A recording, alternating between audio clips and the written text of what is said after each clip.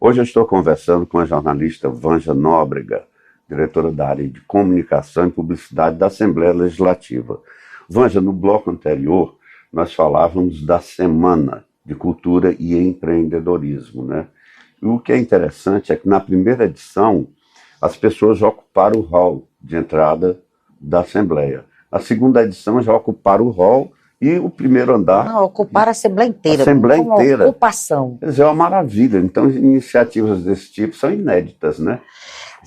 Você democratizar tanto o espaço da Assembleia, isso eu acho que é o inédito. Sim. A gente já teve, fora essas feiras da Janaide, por exemplo, a gente teve uma feira que foi das mulheres produtoras das áreas de proteção ambiental aqui. Uhum. Então a gente teve mulheres extrativistas que produzem a partir de coisas que elas extraem ali na região do Cantão, do Jalapão, do Bico. Então assim, são aqueles produtos que elas manufaturam, então assim, farinhas, pães, óleos, enfim, as buchas, todas essas coisas naturais e tal, tudo bonitinho nos conformes, e elas, a proposta delas é que elas tinham conseguido um espaço para expor num shopping aqui da capital. Então elas iam expor aqui na Assembleia num dia e no outro dia elas iam para o shopping. E o interessante é que a expectativa delas, inclusive quem organizou toda essa feira foi a Marta Barbosa e tal, e toda a expectativa delas era naturalmente para o shopping, porque elas iam expor no shopping. O impressionante é que quando elas fizeram isso no primeiro dia, no segundo dia a Marta chegou para mim e perguntou: Vanja, a gente pode continuar aqui na Assembleia? No segundo dia, porque assim, o resultado, a visitação, o respeito, a atenção que a gente está tendo aqui na Assembleia, a gente não vai ter no shopping. A gente não vai ter em lugar nenhum. Então, assim, não tem coisa mais gratificante do que isso. De você mostrar que sim, que a Assembleia pode ser ocupada, que a Assembleia está aberta para todas as manifestações, para as pessoas virem para expor seus produtos, para ter voz, para se fazerem conhecer. Entendeu? Isso para a gente é um orgulho, é extraordinário. Agora o que pode perceber também na atual legislatura é que os deputados, todos os parlamentares, estão mais voltados, agora eu torno a falar da questão cultural, porque tem ido a plenário muitos requerimentos nesse sentido, de incentivo à cultura. Nós temos visto vários, né?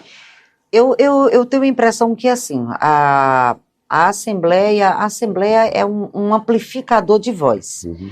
Né? Então, assim, os deputados, eles estão aí como representantes de segmentos.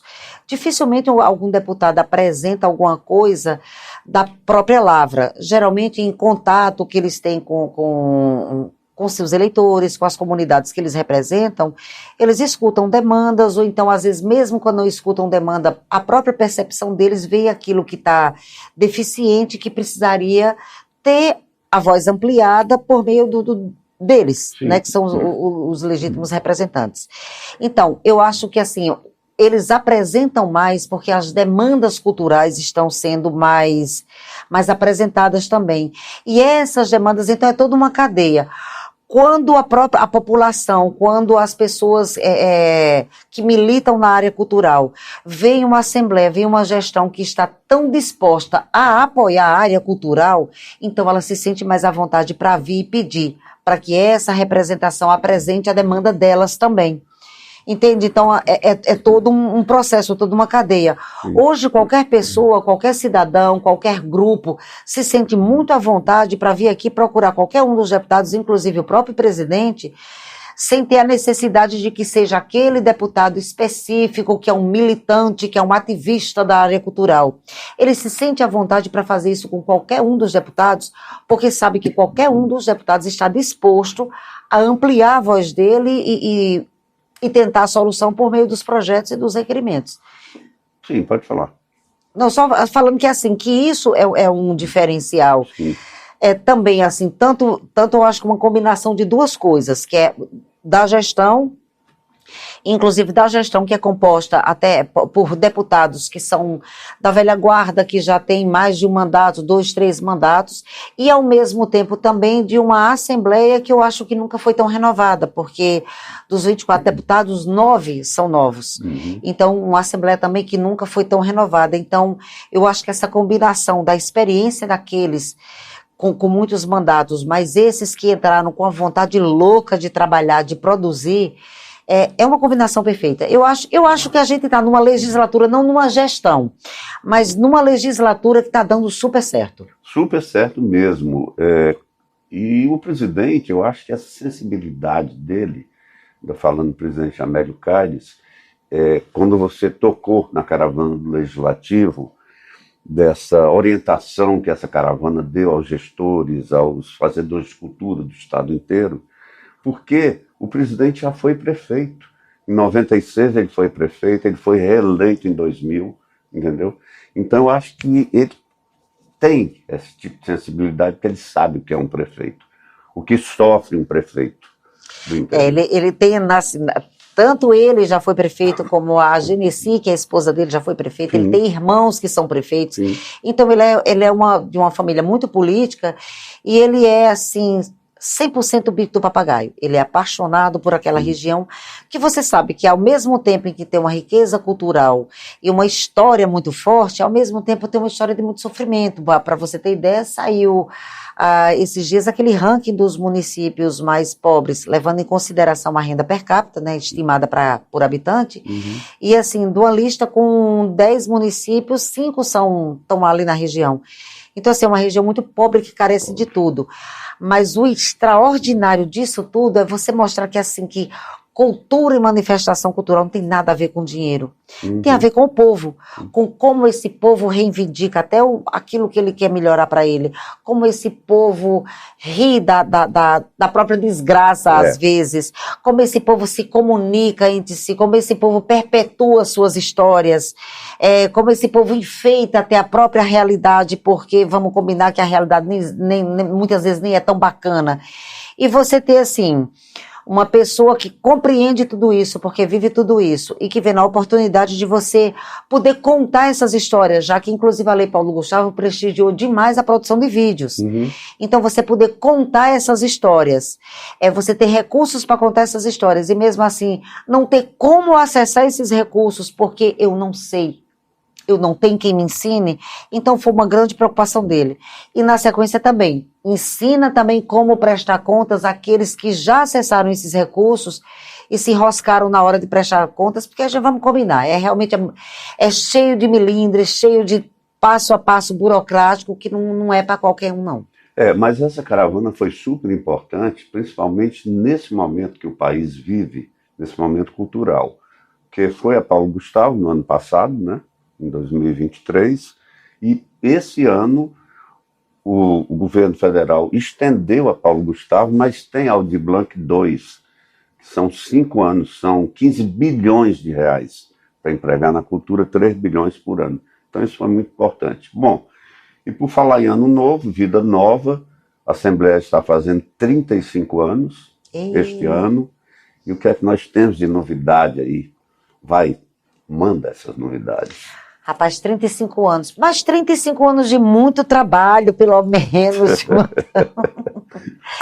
Não, a gente está preparando algumas coisas que ainda são meio que surpresas. Mas, de qualquer sorte, a gente já tem, assim, não chega a ser novidade, porque é impressionante, que são desejos que eram do coração do presidente, que está aqui há várias legislaturas. Então, assim, era um desejo do coração dele, e que de qualquer sorte não tem nada a ver exatamente com a data, com o fato da Assembleia completar 35 anos, mas que vai calhar exatamente delas acontecerem no 35º aniversário da Assembleia, que é a realização do concurso público, que é uma coisa que o presidente sempre quis resolver. Então, assim, a gente tem um último concurso foi em 2005, então a gente já tem assim, servidores que são muito maduros, alguns servidores que já poderiam ter se aposentado e que, graças a Deus, não se aposentaram porque estão segurando a onda aqui dentro, esperando esse momento em que o concurso vai ser realizado, para a gente conseguir dar, inclusive, fazer essa convivência dos mais novos com os mais experientes, para que os mais experientes possam poder depois deixar o campo. Então, a realização do concurso público.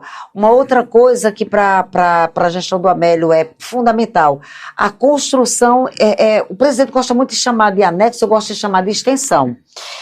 Que é essa extensão da Assembleia. A Assembleia hoje paga para conseguir acomodar todo mundo, ela paga o aluguel de um prédio que é fora. Isso traz transtorno, além de gastar dinheiro com aluguel, traz transtorno também para a Assembleia, porque você tem departamentos que funcionam longe, que você precisa pegar um carro para se deslocar e ir até lá. Uhum. Isso é uma coisa que incomoda muito o presidente. Então, já está em fase de finalização dos projetos e tal, vai ser construído pela AGETO, mas com recurso 100% da Assembleia, apertando. Então, assim, o que a gente vai ter para o 35º ano da Assembleia é uma apertadinha no cinto, porque a gente vai precisar ter um bem maior, que é a construção do anexo ou da extensão. E uma outra coisa que é preciso dizer que assim, é uma coisa que não é visto para o público externo da Assembleia, mas que tem sido fundamental, tanto para os deputados como para os servidores, é o investimento que foi feito nessa gestão e que continua sendo feito na infraestrutura, nas condições de trabalho. Por exemplo, você circulava aqui na Assembleia e você via que tinha deputados que tinham um gabinete de 1 por 1. Eram gabinetes super apertados, que ele não conseguia trabalhar, ele não conseguia receber pessoas, ele não conseguia nem organizar do jeito que ele queria. E o que foi feito nessa gestão foi exatamente isso. Todos os gabinetes tiveram o seu tamanho dobrado, ampliado, para que os deputados mexessem lá dentro. A Assembleia, ela oferece um pacote, digamos assim, de mobília básica para os gabinetes. Mas os gabinetes, foi engraçado, viraram quase uma competição para ver qual que ficava mais bonito. Então, e precisa ser dito que isso foi custeado pelos próprios parlamentares, que tiveram gosto de fazer isso, porque lá agora eles tinham espaço para arrumar. Fora isso, os outros espaços, as diretorias, os espaços de trabalho, investimento imobiliário, em computadores novos, até em aparelhos de ar-condicionado mais eficientes e mais econômicos. Então, essa arrumação da casa para melhorar as condições de trabalho que está sendo proporcionada agora é fundamental. Porque também, não pense não, que aquele bicho é exigente que dói, entendeu? Aquele menino sabe ser exigente. Porque assim, e não tem como não ser. Quem respeita a tecnicidade das pessoas e quem oferece as condições de trabalho para a pessoa, tem mais é que exigir os coros de volta, e isso ele exige. Com certeza. Vanja, muito obrigado por ter vindo aqui aos nossos estúdios. Não, eu que agradeço. E foi brilhante. Primeiro programa do ano, uma personalidade dessa, né? Eu fico muito orgulhoso disso. Olha, não esqueça, hein? Fala aí pro seu vizinho assistir mais a TV Assembleia. É aqui que você vai saber o que o seu parlamentar está fazendo. Você votou, né? Você criou aquela confiança naquele seu parlamentar, mas você precisa acompanhar o trabalho dele. Isso você pode aqui. Nós estamos no estado inteiro, tá? Até o nosso próximo encontro.